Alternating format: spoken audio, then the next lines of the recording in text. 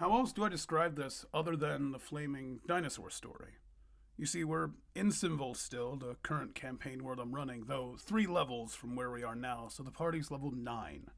They are touring a ruined city sunk during the last Holy War, called a Remnant, and this Remnant was filled with many difficult encounters, easy encounters, arcane tricks, traps, and typical dungeon fare.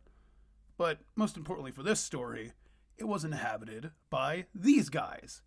These guys, for which you're unaware, are Grell. They are relatively low CR monsters that kind of just are annoying, but they're really cool and they kind of fit the aesthetic of this city fallen due to a calamitous holy war in the past. They swarmed up on my party, who were kind of beaten down and a little bit lower on resources than normal because the dungeon was difficult and was a little bit larger than the typical dungeons I run. And they approached the party. Now, the party druid, who's the focus of this story, Gwendolyn, she had a fire shield active because a fire trap triggered and did some serious damage to her earlier in the dungeon. So she kept it active, and as combat was rolled, some exchanges were happened, and it came to her turn.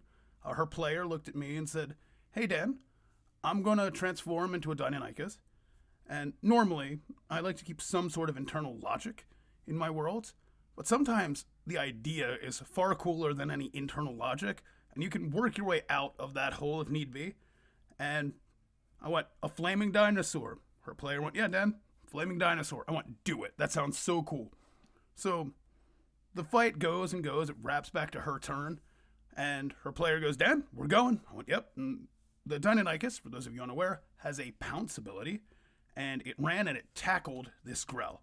And they went crashing through a door. It burned up in cinders, and she tore into the Grell. It was one of the coolest "how do you want to do this" that I ever had. And frankly, it was awesome. There's a lesson to be had here. It's that sometimes world building can be very loose. If your player wants to be a dinosaur, and unless you establish that dinosaurs are extinct and the player may not have seen one, let them. After a certain point, your PCs wouldn't want to be a dinosaur. They get so strong. But in those moments that they can be, those rare moments where a dinosaur is a better pick than just staying as a druid and casting Blight, it is always better to let them be creative, even if it puts you on the back foot and makes you go, or at least like a sphere of annihilation. But that's a story for a different day. As always, thanks for watching.